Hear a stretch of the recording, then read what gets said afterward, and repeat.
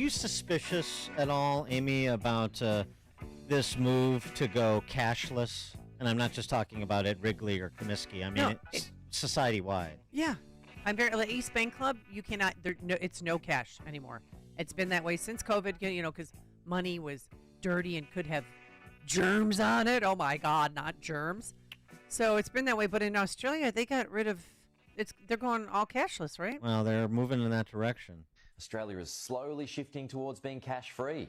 More than $1 billion worth of notes have disappeared from circulation in the past 12 months. It follows the Commonwealth Bank's decision to start trialling cashless branches across Sydney.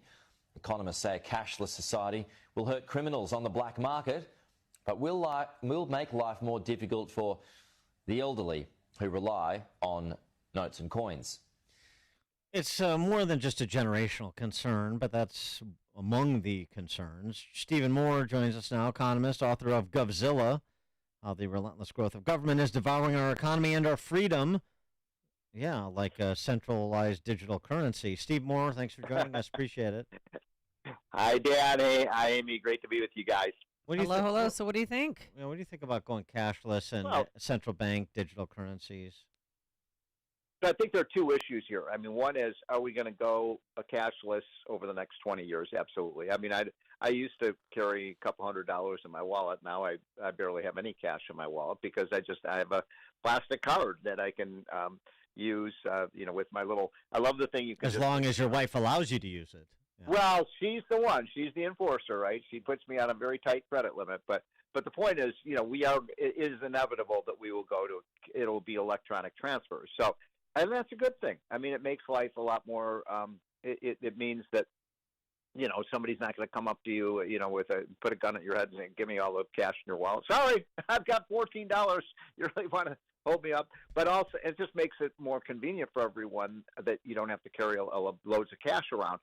Now, the issue that you're bringing up, Dan, is who's going to monitor all this? Who's going to keep control of all these transactions, and who's going to have the information, and I don't want the government to do it. This is why I've been a big fan of things like cryptocurrencies. And, cryptocurrencies come with some risk, no question about it.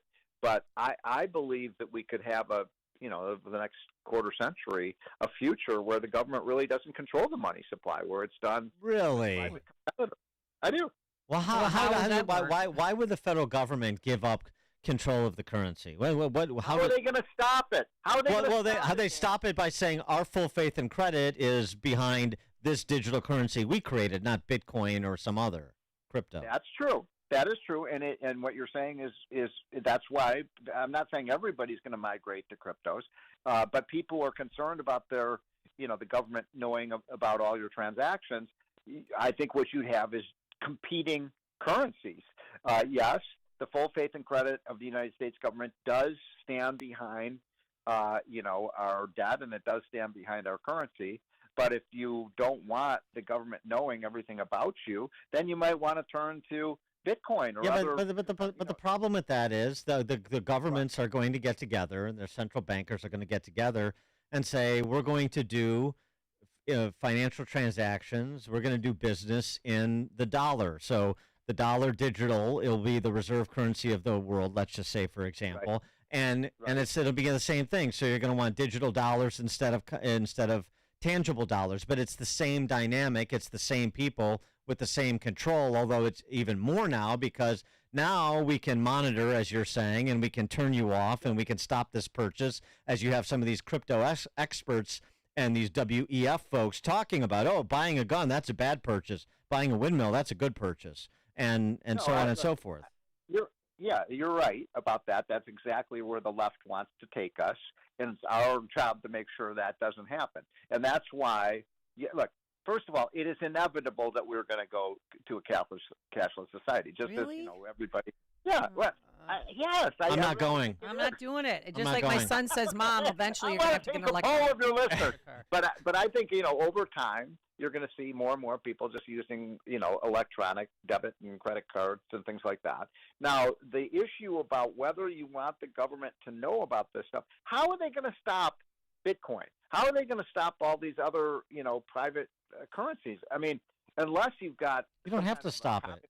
You don't have to stop it because people aren't transacting it. You don't have to stop the peso. People the people aren't transacting it. They're transacting dollars. Or euros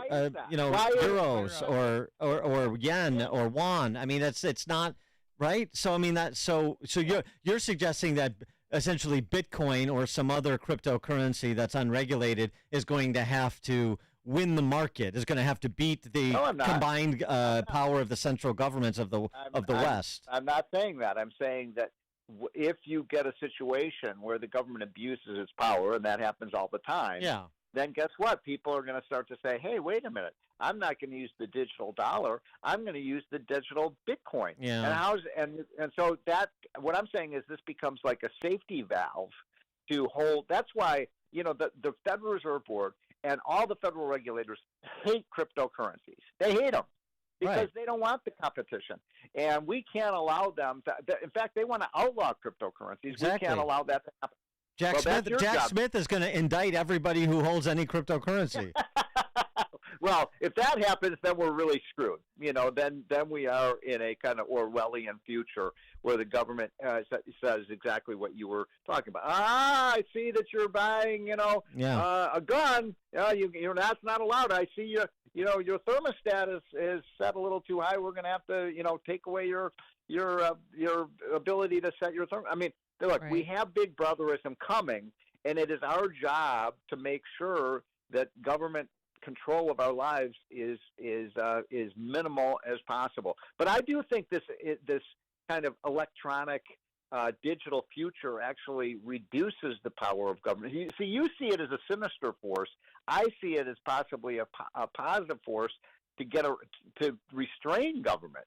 Well, it could be. I mean, government is the sinister force. Technology isn't, but I mean, it's just that our nature of deference to government, our cultural problem here is why I'm skeptical that we can forestall the government in this area. But that's me. I'm a cynic. All right, Stephen Moore.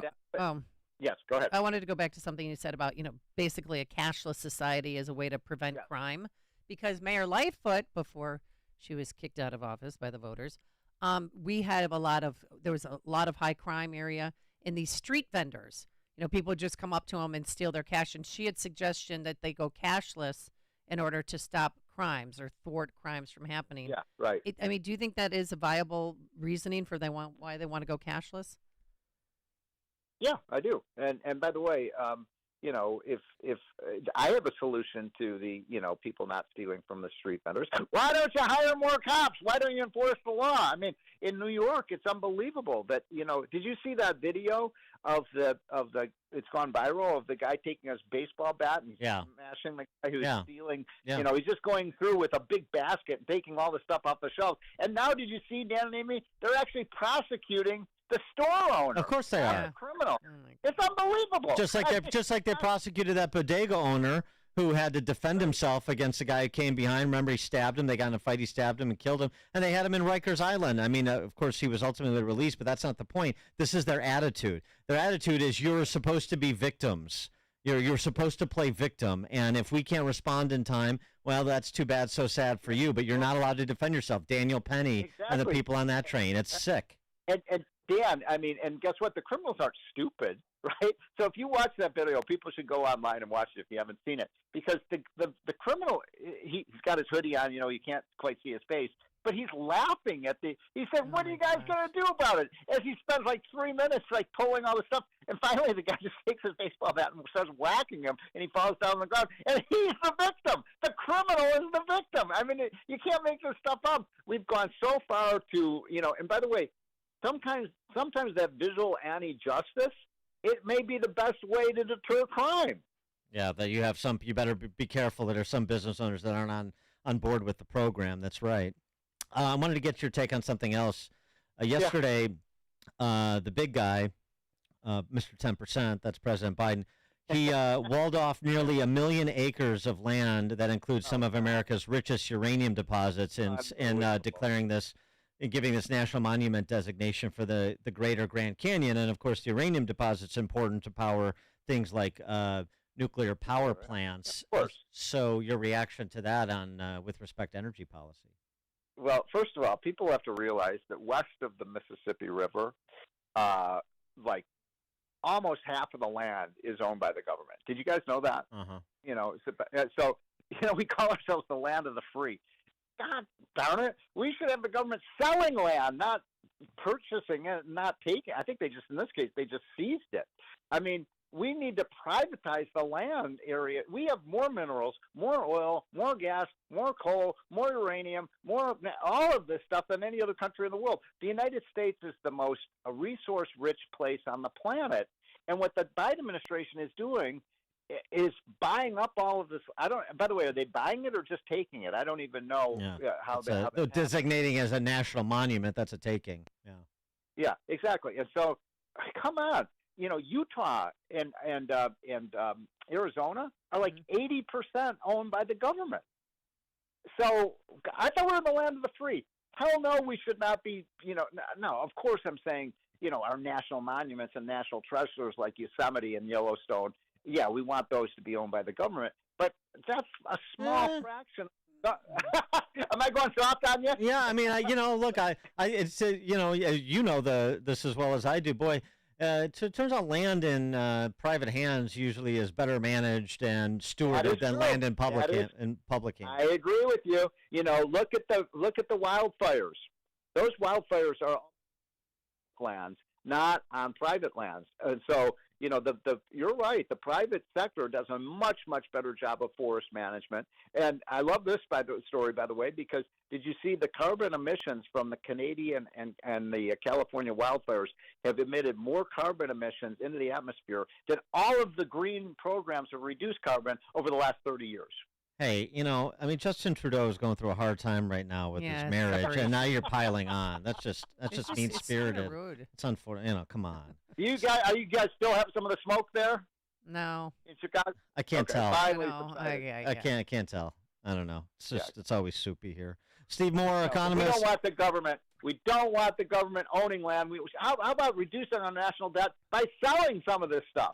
I'm all for it. Steve Moore, economist and Govzilla authors. Thanks, Steve. Okay, guys, have a great week. Bye. Thanks, you too. And he joined us on our turnkey.pro answer line. It's news, opinion, insight. This is Chicago's Morning Answer on AM 560.